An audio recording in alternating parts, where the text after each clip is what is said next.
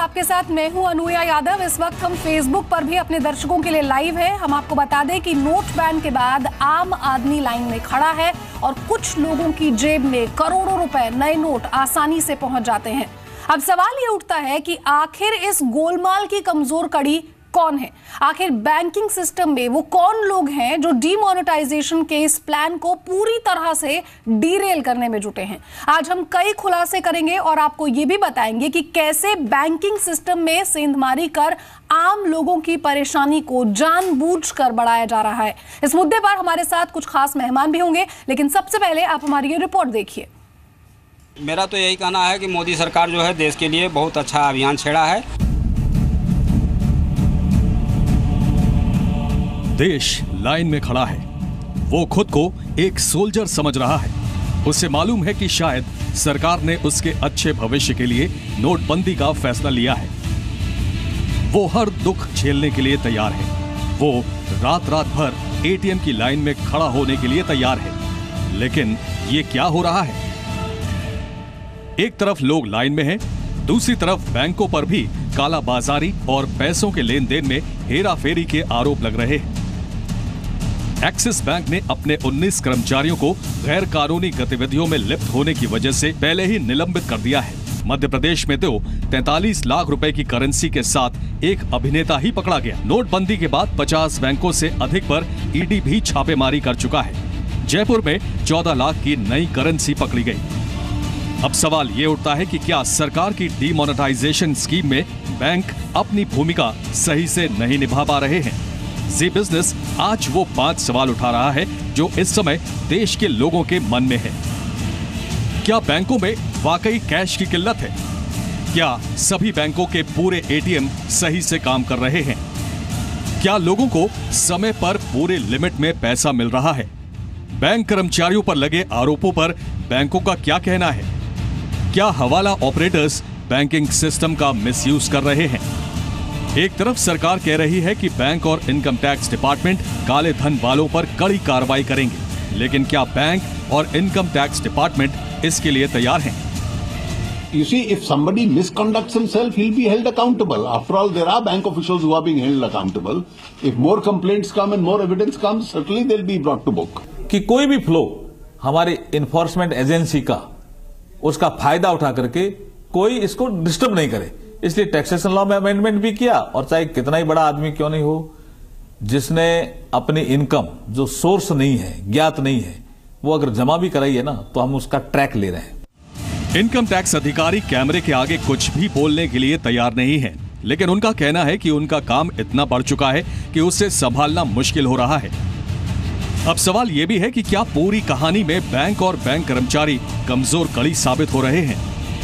क्या bank demonetisation के बाद आम लोगों के दर्द को समझने में नाकाम रहे हैं? अब स्थिति सामान्य करीब करीब हो गई है। नोटबंदी हुई, अच्छा ये काम हुआ, अच्छा पहल हुआ है। देश के लिए इतना परेशानी सहना सही समझते हैं। धीरे धीरे काम जारी है और धीरे धीरे सफलता मिलेगी। लोगों को थोड़ा कष्ट सहना पड़ेगा। क्या बैंकों के एटीएम पहले की ही तरह सुस्त गति से काम कर रहे हैं? क्या डीमोनेटाइजेशन की जिम्मेदारी सिर्फ और सिर्फ सरकार की है, बैंक और उसके कर्मचारियों की नहीं है? ब्यूरो रिपोर्ट, जी मीडिया। और चलिए अब आपको ये दिखाते हैं कि कैसे कमीशन के जरिए बैंकों में ये गोरख धंधा यहां पर हो रहा है। लेकिन ये खबर आपको दिखाने से पहले चलिए हम आपको ये बता देते हैं कि आखिर नई करेंसी का गोलमाल जो है वो कैसे हो रहा है। तो 24 नवंबर को दिल्ली में 27 लाख रुपए की करेंसी पकड़ी गई। साथ ही साथ हम आपको बता दें कि जब 1 दिसंबर आया, 8 नवंबर से डीमोनेटाइजेशन की शुरुआत हुई थी। बेंगलुरु में आयकर विभाग ने यहां करीब 4.5 करोड़ रुपए की नई करेंसी पकड़ी। 2 दिसंबर की बात करें तो हैदराबाद में 95 लाख रुपए के नए नोट यहां पर पकड़े गए। 4 दिसंबर को कर्नाटक के उडुपी में 71 लाख रुपए की नई करेंसी मिली। सोनीपत, गोवा, जयपुर, यहाँ की भी आंकड़े क्या कुछ कहते हैं ये आप देख लीजिए। सोनीपत 8 लाख रुपए की नई करेंसी पकड़ी गई, गोवा में 1 करोड़ रुपए की नई करेंसी पकड़ी गई, जयपुर में 14 लाख रुपए, चेन्नई में 70 करोड़ रुपए। साफ तौर पर यहाँ दिखाता है कि जो आम आदमी है वो भले ही लंबी लाइन में खड़ा रहता है, उसे फिर भी वो दिन के 2500 रुपए नहीं मिल पा रहे हैं, लेकिन यहाँ इन लोगों के पास कैसे नई करेंसी में इतनी बड़ी रकम आ रही है।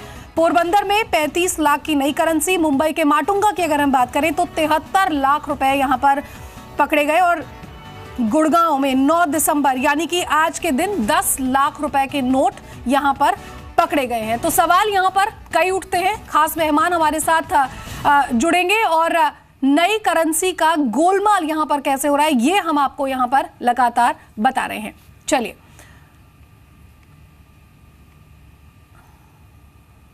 मेरे साथ इस समय स्टूडियो में अश्वनी राणा मौजूद हैं जो कि वाइस प्रेसिडेंट है national urbanisation of bank workers के। सर, बहुत बहुत स्वागत है आपका जी बिजनेस पर।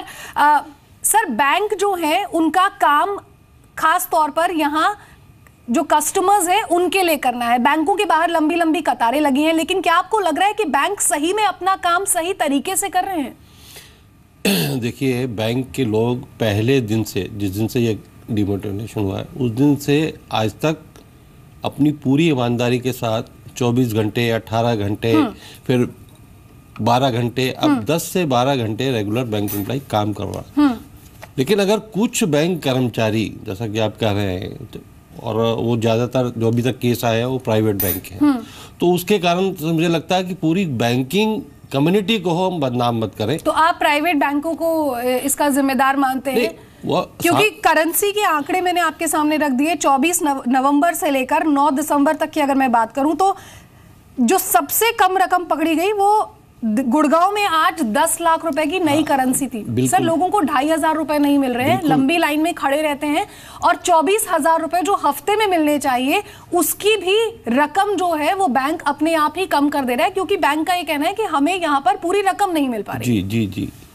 तो जितने भी सरकारी बैंक हैं या जो भी बैंक हैं, उनके जो कर्मचारी जितना कैश आता है ईमानदारी के साथ, वो अब कई लोग कहते हैं कि 24,000 नहीं मिल रहा, जितना कैश आया है बैंक की कोशिश रहती है कि मैक्सिमम कस्टमर को जो है वो पैसा कुछ कुछ करके मिल जाए। और आप ये नहीं कह सकते कि बैंक ने उसमें कुछ गड़बड़ किया है, क्योंकि सभी कुछ सिस्टम में है, कंप्यूटर में सब कुछ है कि कितना कैश आया है, कितना कैश कितने लोगों को बांटा गया, तो वो सारा कुछ ब्लैक एंड व्हाइट में है, तो इसलिए उसको कुछ नहीं कह सकते। अश्वनी जी, क्या आप सच में मानते हैं कि बैंक ईमानदारी से काम कर रहे हैं? मैं मानती हूं कि 10 घंटे काम कर रहे होंगे, 12 घंटे भी काम कर रहे होंगे और छुट्टी के दिन भी शायद कुछ बैंक हैं जो खुले रहते हैं वो भी शायद काम कर रहे होंगे, लेकिन इतनी बड़ी रकम, यानी कि आप फिर क्या मानते हैं कि पैसा कहां से आया? अगर बैंक के कर्मचारी फ्रॉड कर रहे हैं तभी शायद इतना पैसा बाहर निकल सकता है, क्योंकि आरबीआई तो बैंक को ही पैसा दे रहा है। देखिए, इसमें सरकार भी और बैंक भी पूरा इसकी खोजबीन कर रहे हैं किसने किया। हम कहते हैं जिसने भी किया है उसके ऊपर सख्त सख्त कार्रवाई होनी चाहिए, सरकार भी वही कह रही है। हमारा भी ये कहना है कि जो भी 1% भी अगर कोई बैंक कर्मचारी इसमें संलिप्त है तो उसके ऊपर सख्त कार्रवाई होनी चाहिए। सख्त कार्रवाई तो सरकार यहाँ पर जरूर करेगी। इनकम टैक्स विभाग जो है वो कड़ी नजर यहाँ पर बनाए हुए है। मेरे साथ प्रदीप चौधरी है, फॉर्मर चेयरमैन है एसबीआई के। सर, बहुत बहुत स्वागत है आपका जी बिजनेस पर। सर, हम मुद्दा यहाँ पर ये उठा रहे हैं कि आखिर बैंक के बाहर आम आदमी तो लंबी लाइन लगाकर खड़ा है, लेकिन काला बाजारी जो है या जो ब्लैक मनी है वो शायद कम होती हुई नजर नहीं आ रही है। इतना सारा पैसा देश में अभी भी इनकम टैक्स की रेड में पकड़ा जा रहा है और वो भी नई करेंसी के नाम पे। हाँ, तो हो रहा होगा, इसको पकड़े आरबीआई देखे कि कहाँ पर पैसा भेजा था और कहाँ नहीं पहुंचा। बात यह है कि देखिए, 1 अनार और 100 बीमार, 85% पैसा आपने निकाल लिया और उसमें 10% पैसा डाला है, तो ऐसे हाहाकार तो होगी, ये तो स्वाभाविक है। प्रदीप चौधरी सर, क्या आप ये मानते हैं कि सरकार ने तो अपना काम यहाँ पर कर दिया, डिमोनेटाइजेशन? बहुत अच्छा कर दिया, सर अच्छा कर दिया, लेकिन क्या बैंक उतना लॉयली काम कर पा रहे हैं? सरकार ये स्पष्ट करे, ये नहीं कि आरबीआई से चला है, पहुंचा है कि कहाँ कहाँ बैंक करे, आरबीआई के चेस्ट पे पहुंचा है। आरबीआई क्यों नहीं देती है कैश? अगर आरबीआई इतनी एफिशिएंट है तो आरबीआई भी अपना चेस्ट खोले।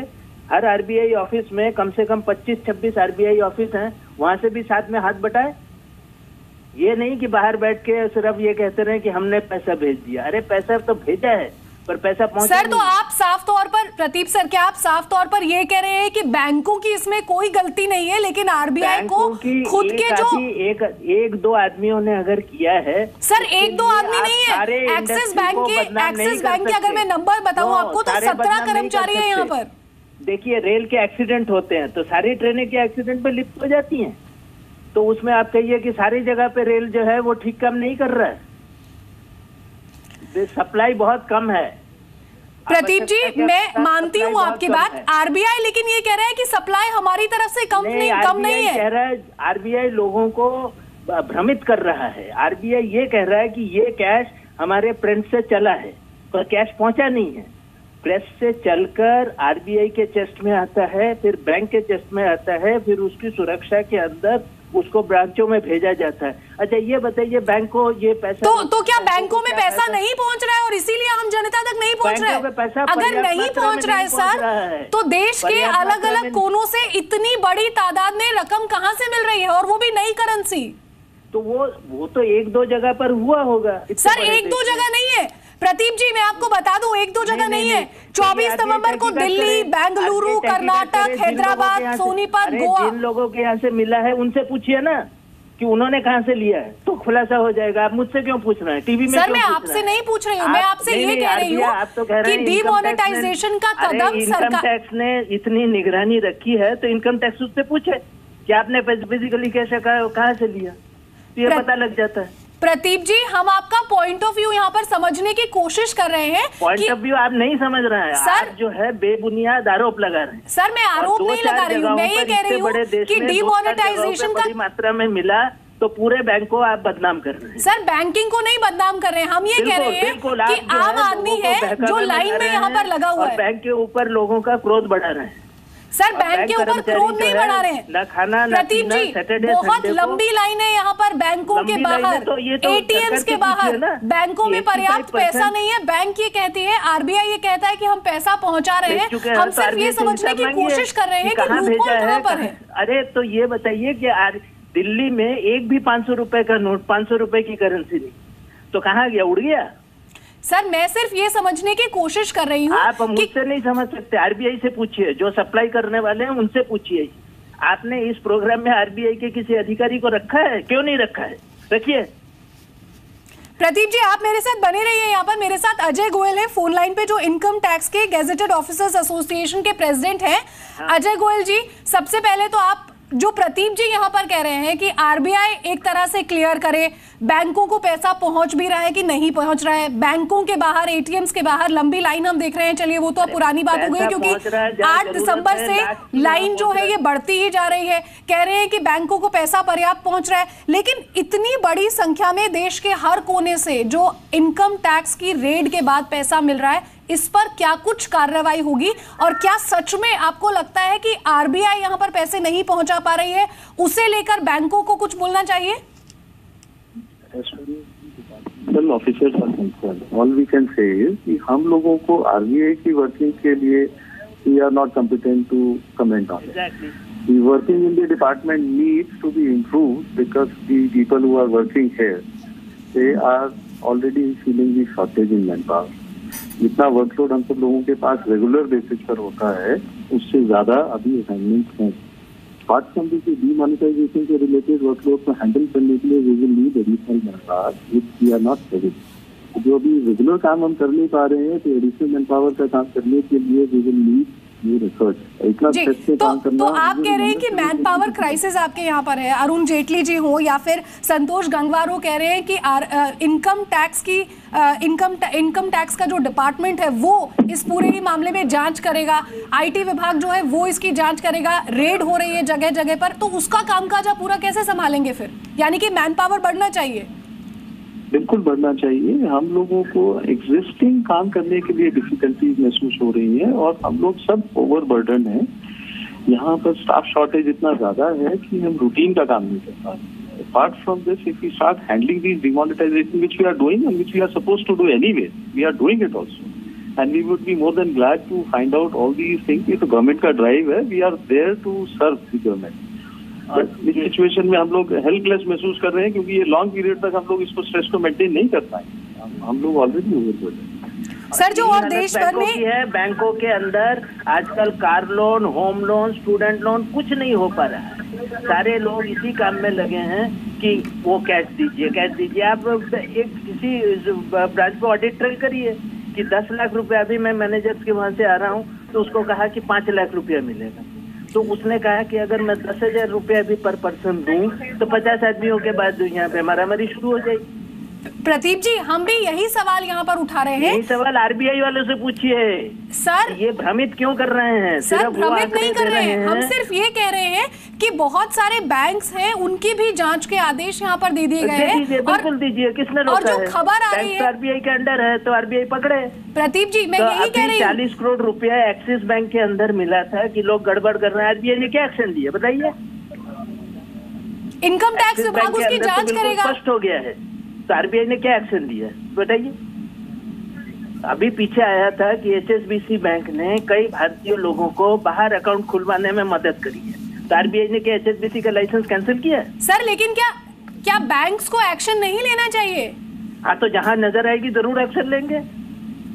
लेकिन जब बैंकों से जवाब मांगा गया सर, आज बहुत सारे बैंक्स थे जिनको हमने लिखित में यहाँ पर जवाब मांगा, उनसे उनकी तरफ से कोई जवाब नहीं आया। काम करने की फुर्सत नहीं है आपकी जवाबदारी करने की। जब अब हमारे प्रीवियस स्पीकर ने कहा, जब वो एकदम 24 घंटे में भी काम पूरा नहीं हो रहा तो वो आपके जवाब देने के लिए बैठे रहेंगे क्या? तो उस टाइम में तो और 10 लोगों को निपटा दें।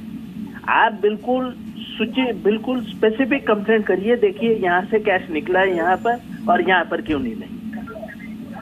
Sir, do I understand of this?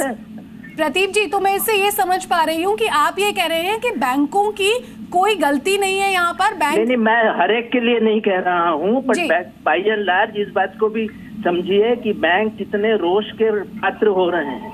कई जगहों पे बैंकों पे पथराव किया जा रहा है, हर जगह पे बैंक जो है पुलिस की मदद से काम कर रहे हैं। 2 लाख बैंक की ब्रांचें हैं और कितना कैश पहुंचा है आप देखिए, उतना कितना पर्याप्त है?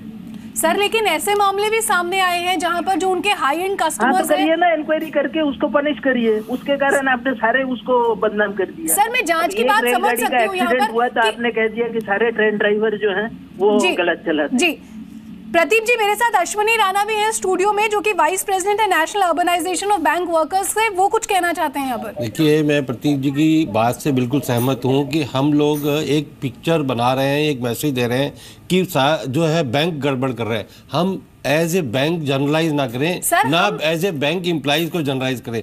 जिन लोगों ने भी किया है, सरकार को, आरबीआई को उसको जांच करनी चाहिए और उन बैंकों के नाम बताने चाहिए। अभी तक एक्सिस बैंक का नाम आया है। देखिए, प्राइवेट बैंक जो इसलिए कह रहा हूँ, उनके पास भी ये मैसेज जाए कि कौन।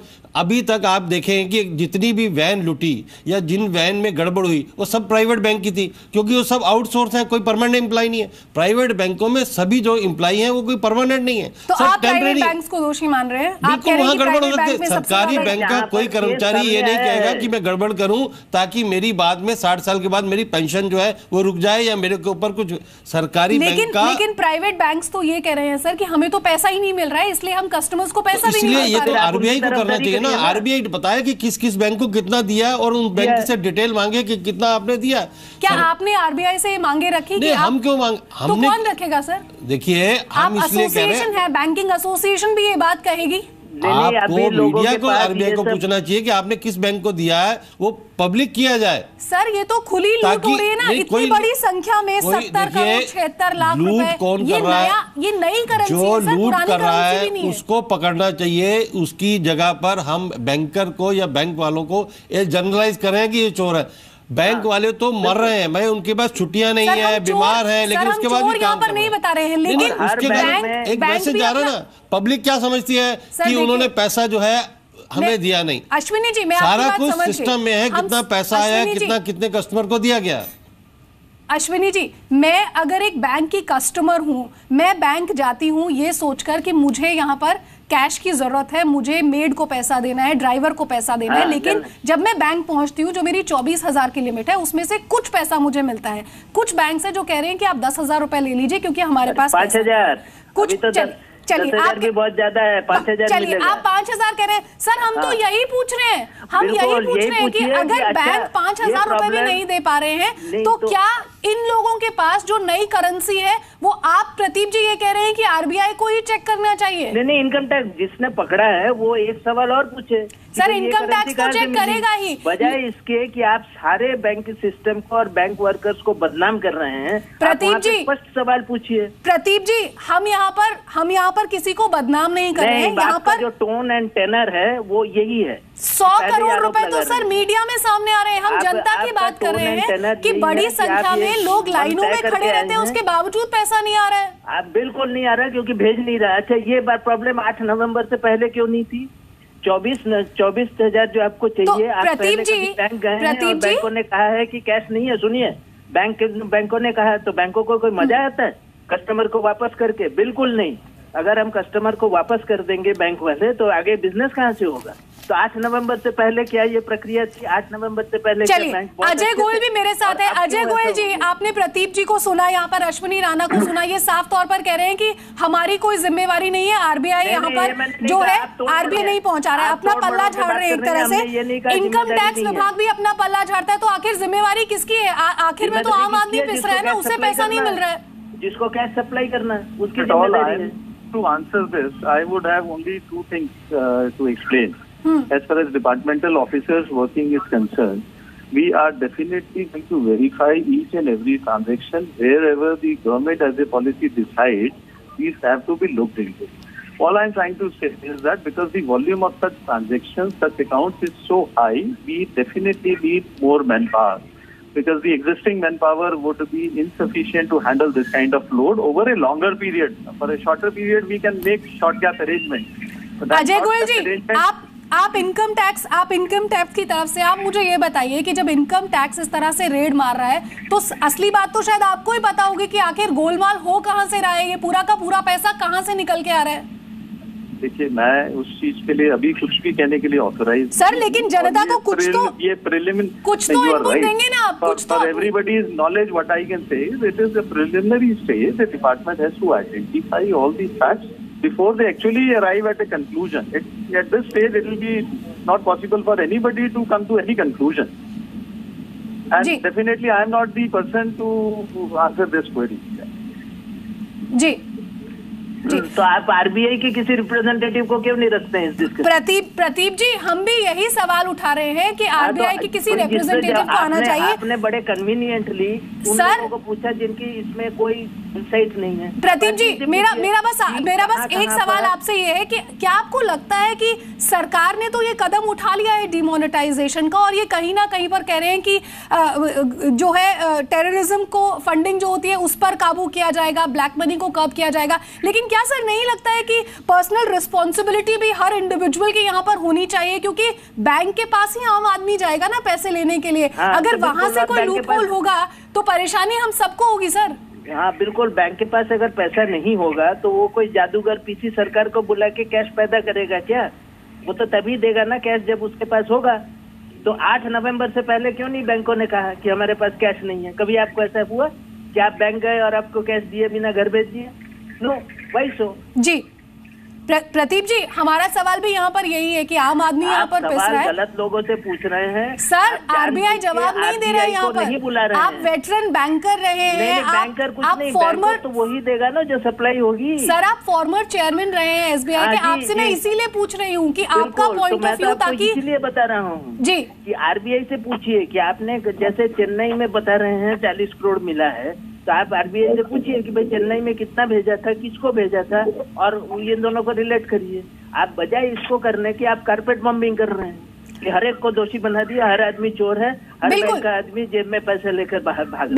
सर हम यही कह रहे हैं कि एक जो पर्सनल रिस्पॉन्सिबिलिटी है वो शायद हर बैंकर को भी यहाँ पर उठानी होगी, और शायद आपकी बात बिल्कुल सही है सर, आरबीआई को भी यहाँ पर खड़े होकर इस पर जवाब देना चाहिए कि आखिर ये लूपहोल कहाँ पर हो रहा है। क्योंकि आप टीवी पे बुलाइए, आरबीआई के ऑफिशियल्स को बुलाइए और बोलिए कि इसे जैसे इनके 25 अथलीट भारत के स्टेट हैं वहां पर भेजा है, तो पूछिए किस स्टेट में कितना भेजा। सर, हम भी यही चाहते हैं। आप काफी ना उनको, प्रदीप जी आप बुलाइए और करेंसी डिपार्टमेंट से पूछिए कि किस। प्रदीप जी, आप काफी हम आपका पॉइंट ऑफ व्यू इसीलिए ले रहे हैं सर, ताकि हम ये समझा सके जनता को कि अगर आरबीआई की तरफ से कुछ बात सामने नहीं आ रही है तो कहाँ पे लूप होल है। हम यही कह रहे हैं, स्पष्ट करनी है, उसी की तरफ से तो आएगी। जो सप्लायर है उसी की तरफ से तो आएगी, डीलर कहाँ से देगा? बिल्कुल बिल्कुल, बहुत बहुत शुक्रिया प्रदीप जी आपका हमारे साथ जुड़ने के लिए। और जाहिर तौर पर सवाल यहाँ पर यही है कि आखिर आम आदमी जो लाइन में खड़ा है वो अभी भी लाइन में ही खड़ा है, उसे उसका पूरा पैसा भी नहीं मिल रहा है। और बहुत जगहों पर देश के अलग अलग कोनों से यहाँ पर आपको इनकम टैक्स की रेड की खबरें भी आ रही हैं और बड़ी मात्रा में नई नकदी जो है वो भी सामने निकल कर आ रही है। अश्विनी राणा आपका भी बहुत बहुत शुक्रिया, अजय गोयल आपका भी हमारे साथ इस बहस में जुड़ने के लिए बहुत बहुत शुक्रिया। हमारा मकसद बस यहाँ पर यही है कि आखिर ये लूप होल कहां से हो रहा है, जो नई करेंसी देश के अलग अलग कोनों में से इनकम टैक्स रेड के रूप में निकलकर सामने आ रही है, उसका खामियाजा कहीं ना कहीं पर आम जनता को भुगतना पड़ रहा है क्योंकि उन्हें पूरा पैसा यहां पर नहीं मिल रहा है। हमारी इस खास पेशकश में आपका जुड़ने के लिए बहुत बहुत स्वागत, नमस्कार।